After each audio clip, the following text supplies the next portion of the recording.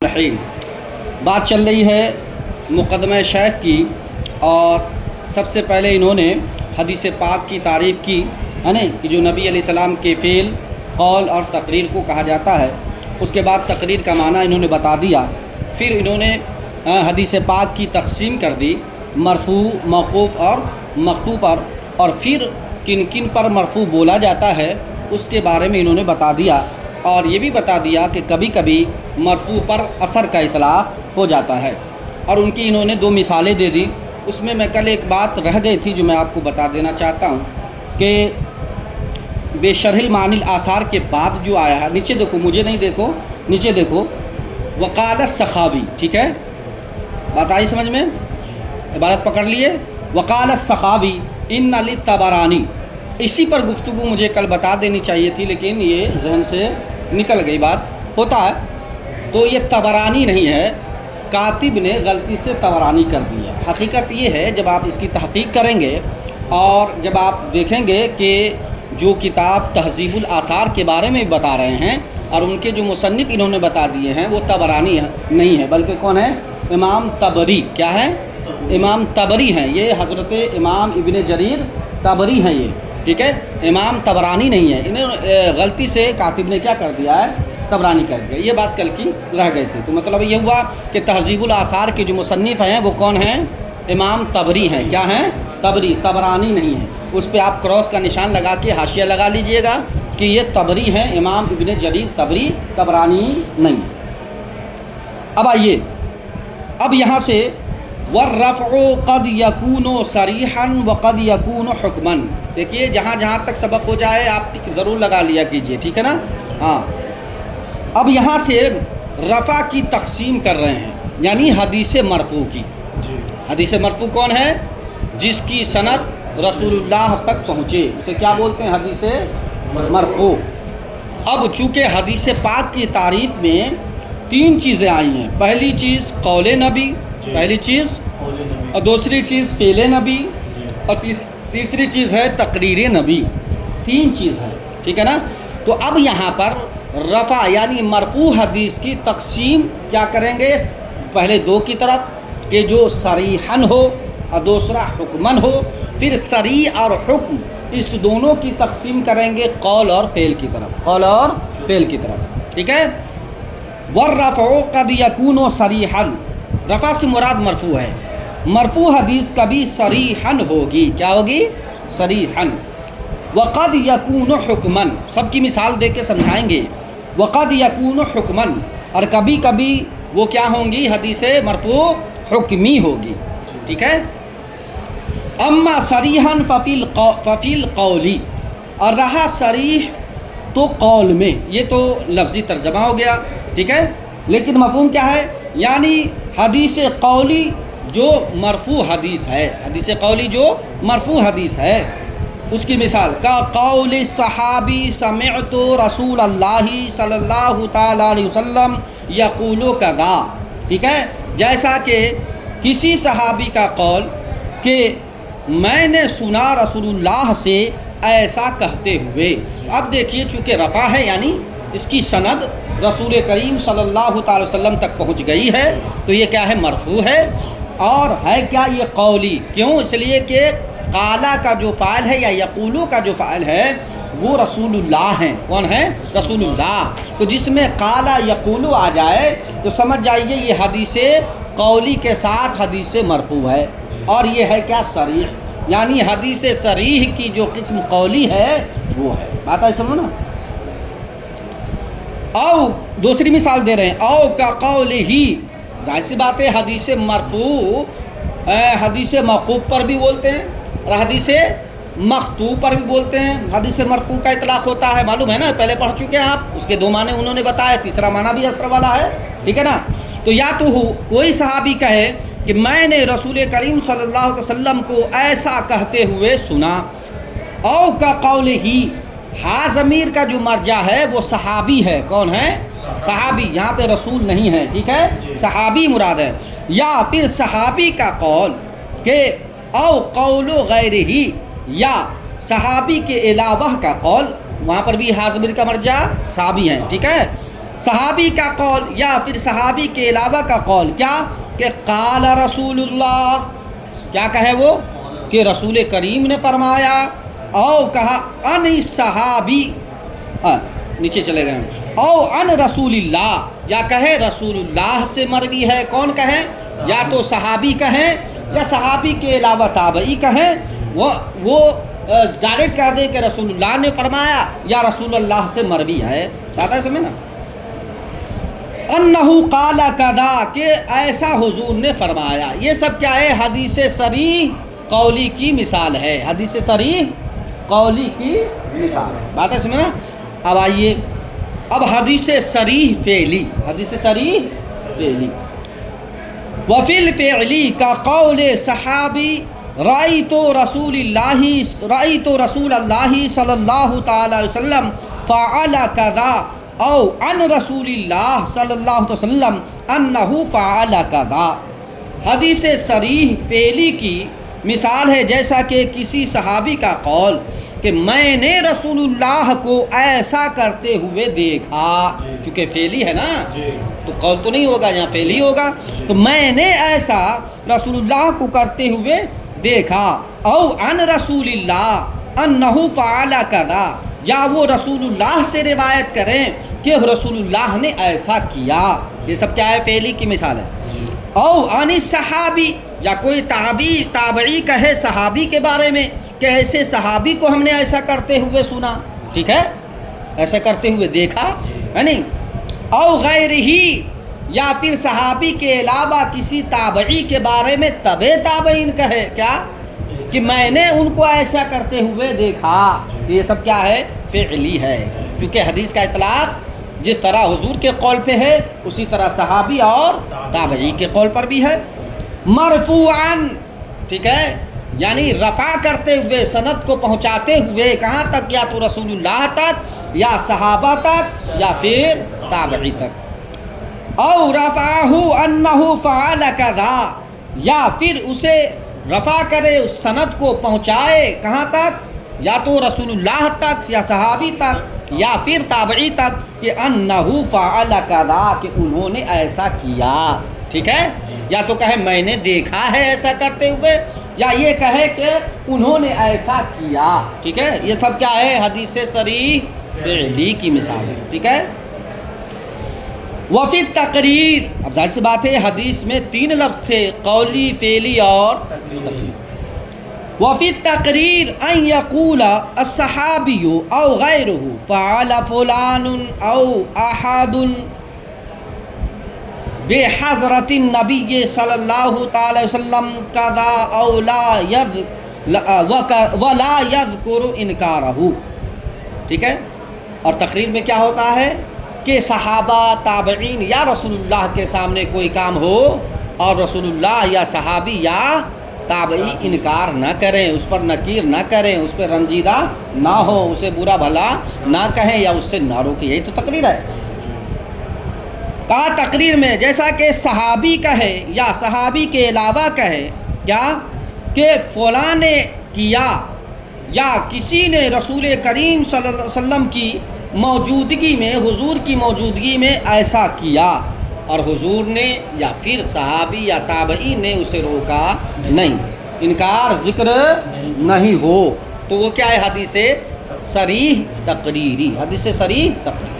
تو اب یہاں پر رفع کی جو 2 قسمیں کی تھی، صریحاً اور حکماً، تو یہاں پر صریح کی 3 قسمیں کر دی، صریح قولی، صریح فعلی اور صریح تقریری، ٹھیک ہے۔ اب آگے چلیے، وَأَمَّا حُكْمًا، رہا رفع حکمًا، فَأَخْبَارُ الصَّحَابِ الَّذِي لَمْ يُخْبِرْ عَنِ الْكُتُبِ الْمُقَدَّمَةِ مَا لَا مجال فیہ للاجتہاد عن الاحوال الماضیہ کا اخبار الانبیاء، ٹھیک ہے۔ اور رہا حکمی کی مثال، تو جیسا کہ صحابی خبر دیں، صحابی خبر دیں ان کتابوں، گزری ہوئی کتابوں کے علم سے، ان گزرے ہوئے کتابوں کے علم سے کہ ما لا مجال فیہ للاجتہاد، جس میں اجتہاد کی گنجائش اور مجال نہ ہو، یعنی ایسی کتاب جو کتاب وہ پڑھے ہی نہیں ہے، ایسی آسمانی کتابوں کے حکایت یا کوئی بھی خبر دیں کوئی صحابی، جو صحابی ان کتابوں کو پڑھا نہیں ہے، عالم کتب سماوی نہیں ہے وہ صحابی، اور وہ خبر دے رہے ہیں کس کے بارے میں؟ یا تو گزرے ہوئے حالات کے بارے میں، یا آنے والے حالات کے بارے میں، یا ہونے والے واقعات اور جنگ و جدل کے بارے میں، تو اب کہا جائے گا کہ یہاں پر حدیث سے صریحی مرفوع تو نہیں ہے، لیکن حکماً کیا ہے؟ یہ حدیث مرفوع ہے۔ کیوں؟ اس لیے کہ یہ جتنی چیزیں خبر دے رہے ہیں یہ وہ ہیں کہ جو نہ تو کتاب سماوی پڑھے ہیں اور نہ اپنی طرف سے بول رہے ہیں، بلکہ ساری بات حضور کی طرف سے بول رہے ہیں۔ حضور نے بتایا ہے، تبھی صحابی گزرے ہوئے حالات یا آنے والے حالات یا پھر ملاحم بولتے ہیں جھگڑا لڑائی کو، فتنہ فساد کو، ٹھیک ہے نا، اس کے بارے میں جو ہونے والے واقعات ہیں یا قیامت کی جو ہولناکیاں ہیں، اس کی خبر رسول اللہ نے صحابی کو دی ہے، اور تب صحابی یہ ہمیں بتا رہے ہیں، اپنی طرف سے نہیں۔ تو صریحاً تو نہیں ہے لیکن حکماً ہے۔ کیا ہے؟ اب دیکھیے ترجمہ۔ فاخبار الصحابی الذی، اس صحابی کا خبر دینا، لم یخبر عن الکتب المتقدمہ، جو گزری ہوئی کتابوں میں خبر نہ دی گئی ہو، ما لا مجال فیہ للاجتہاد، جس میں اجتہاد کی گنجائش نہیں ہے۔ کوئی غور و فکر بھی کرے گا تو آنے والے واقعات کو دیکھ سکتا ہے کیا، اس میں اجتہاد کی بھی گنجائش نہیں ہے۔ انل یعنی گزرے ہوئے حالات کے بارے میں، کا اخبار الانبیاء، جیسے کہ نبیوں کی خبر کے بارے میں، نبی کے واقعات کے بارے میں، نبی کون کہاں پیدا ہوئے، نبی پہ کون کتاب اتری، نبی علیہ السلام کے انبیاء کس سے جنگ کیے، ان کی ماں کا نام، ان کے باپ کا نام، ان کے کتنے فالوورز تھے، اس کے ماننے والے کون تھے، ان کے معجزات کیا ہیں، ان کے حالات کیا ہیں، یہ کوئی انسان غور و فکر کر کے بتا سکتا ہے کیا؟ اجتہاد کر کے بتا سکتا ہے کیا؟ نہیں بتا سکتا۔ تو مان لیا جائے گا کہ یہ ساری باتیں وہ ہیں جس کو رسول اللہ نے صحابہ کے درمیان رکھا ہے، جیسے کہ انبیاء کی خبروں کے بارے میں۔ اب یہاں پر یہ آپ کو لگ رہا لو، حقیقت یہ ہے او ہے۔ کیا ہے؟ او، یعنی کتابت میں غلطی ہو گئی۔ او الآتیہ مراد کیا ہے؟ ان الاحوال الماضیہ، اسی پر عطف ہے۔ ان الاحوال الآتیہ، ایک گزرے ہوئے حالات ہیں اور ایک آنے والے حالات۔ گزرے ہوئے حالات کو بھی کوئی اجتہاد سے معلوم نہیں کر سکتا، اور آنے والے حالات کو بھی اجتہاد سے کوئی معلوم نہیں کر سکتا جب تک کہ کوئی بتانے والا موجود نہ ہو۔ ان کے درمیان رسول اللہ ہیں، تو رسول اللہ سمجھ میں بات آئے گی کہ صحابی بول رہے ہیں یہ اپنی طرف سے نہیں بلکہ رسول اللہ کی طرف سے۔ ٹھیک ہے؟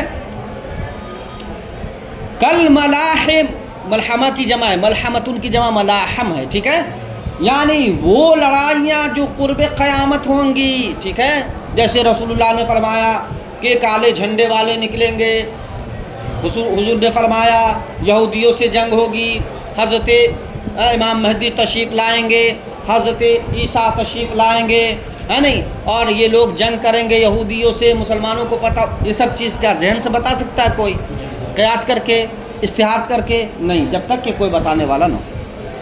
والفتن، اور فتنوں کے بارے میں، جو فتنے قیامت سے پہلے ظہور پذیر ہوں گے ان کے بارے میں کوئی صحابی بتاوے تو سمجھ میں آئے گا کہ یہ بتانے والے تو صحابی ہیں، در حقیقت علم رسول اللہ سے لیا ہے۔ وَأَحْوَالِ يَوْمِ الْقِيَامَةِ، اور قیامت کی ہولناکیوں کے بارے میں اگر کوئی خبر دے، او ان ترتب ثواب مخصوص او عقاب مخصوص علی فعل، یا کسی فعل پر مخصوص ثواب کا ترتب کوئی بتائے، یا کسی فعل پر مخصوص عذاب کا ترتب کوئی بتائے، تو سمجھ میں آئے گا یہ ثواب اور عقاب رسول اللہ نے بیان فرمایا ہے، صحابی اپنے طرف سے کیوں کہ ثواب کتنا ملے گا، عذاب کتنا ملے گا، یہ شعبہ صحابی کا نہیں ہے، یہ شعبہ نبی کا ہے۔ کس کا ہے؟ نبی کا۔ فَإِنَّهُ لَا سَبِيلَ إِلَيْهِ إِلَّا السِّمَاعُ، اس لیے کہ اس چیز کی جانب سوائے نبی کریم صلی اللہ علیہ وسلم کی سماع سے کوئی راستہ اور چاہ نہیں ہے، کوئی راہ ہی نہیں ہے کہ اپنے من سے کوئی بتا دے جب تک کہ رسول اللہ نہ بتائے، ٹھیک ہے۔ او یفعل الصحابی ما لا مجال للاجتہاد فیہ او یخبر الصحابی بانہم کانوا یفعلون کذا فی زمان النبی صلی اللہ علیہ وسلم، یا پھر کوئی صحابی کوئی کام کرے ایسا کام کہ جس میں اجتہاد کی گنجائش نہیں ہے، یا پھر صحابی یہ خبر دے کہ وہ لوگ ایسا رسول کریم کے زمانے میں کرتے تھے، یعنی رسول کریم صلی اللہ علیہ وسلم کے زمانے میں صحابی یہ کام کرتے تھے، ظاہر سی بات ہے وہ وقت کیسا تھا، وحی کے نازل ہونے کا وقت تھا۔ اگر صحابی کا وہ فعل غلط ہوتا تو فوراً قرآن کی آیت اتر جاتی، جیسا کہ قرآن کی شان نزول آپ پڑھیں اور آیتوں کے اترنے کی وجہ دیکھیں تو وہی ہے کہ کسی صحابی نے روزہ میں کھا لیا، کسی صحابی نے روزے میں بیوی سے جمع کر لیا، کسی صحابی نے کچھ کر لیا تو آیتیں اتر گئیں، تو گویا رسول اللہ موجود ہیں، وحی کا ترتب ہے، وحی کا نزول ہے، اور صحابی کوئی کام کر رہے ہیں اور وحی نازل نہیں ہو رہی ہے، اس تعلق سے تو سمجھ میں آئے گا کہ وہ فعل رسول اللہ کو بھی پسند ہے اور خدا کو بھی پسند ہے، ٹھیک ہے۔ کانوا یفعلون کذا، یعنی کوئی صحابی خبر دے کہ بھئی ہم حضور کے زمانے میں ایسا کیا کرتے تھے، تو گویا وہ بھی کیا ہے، حکمان حدیث مرفوع ہے، حدیث تقریر ہے، ٹھیک ہے، وہ بھی حکمان کیا ہے، تقریر ہے اور حدیث مرفوع کہلائے گی، چونکہ حدیث مرفوع کی تقسیم ہو رہی ہے، ٹھیک ہے نا۔ لأن الظاہر اطلاعہ صلی اللہ علیہ وسلم علی ذلک، اس لیے کہ ظاہر سی بات ہے کہ اس کی اطلاع رسول کریم صلی اللہ علیہ وسلم کو تھی، یعنی اس پر علی ذالک، اس پر رسول کریم صلی اللہ علیہ وسلم کی اطلاع ظاہر ہے، مطلب کہ رسول اللہ کے زمانے میں وحی ہے، رسول اللہ ہے، تو جو حضور کو معلوم نہیں ہوتا تھا اللہ وحی کے ذریعے بتا دیتا تھا، تو اگر وہ فعل غلط ہوتا صحابی کا تو رسول اللہ کو اللہ بتا دیتا، بات سمجھ۔ وَنُزُولُ الْوَحْيِ بِهِ، اور اس زمانے میں تو وحی کا نزول بھی ہو رہا تھا۔ او یقولون وَمِنَ السُّنَّةِ، ایک تو یہ کہیں صحابہ کہ بھائی ہم حضور کے زمانے میں ایسا کرتے تھے، یا تابعی کہے کہ صحابی ایسا کرتے تھے، ٹھیک ہے، یا پھر یہ کہے صحابہ وَمِنَ السُّنَّةِ، اور صحابی کہہ دے کیا سنت میں سے یہ ہے، جیسے کہ حضرت علی نے فرمایا وَمِنَ السُّنَّةِ وَضْعُ الْكَفِّ وَضْعُ الْكَفِّ الْيُمْنَى عَلَى الْيُسْرَى تحت السُّرَّى، ٹھیک ہے، کہ سنت یہ ہے کہ آپ دائیں ہاتھ کے اوپر بائیں ہاتھ کے اوپر دائیں ہاتھ کو رکھیں اور ناف کے نیچے رکھیں، تو من السنہ اگر کہہ دیں تو یہ بھی حدیث تقریر اور مرفوع ہے، ٹھیک ہے نا۔ وَمِنَ السُّنَّةِ كَذَا لِأَنَّ الظَّاهِرَ أَنَّ السُّنَّةَ سُنَّةُ رسول اللہ صلی اللہ علیہ وسلم، کہا اگر کوئی صحابی کہہ دے کہ یہ سنت میں سے ہے، ایسا سنت میں سے ایسا ہے، تو اس کا ظاہر یہ ہے کہ بے شک سنت سے مراد سنت رسول ہی ہے۔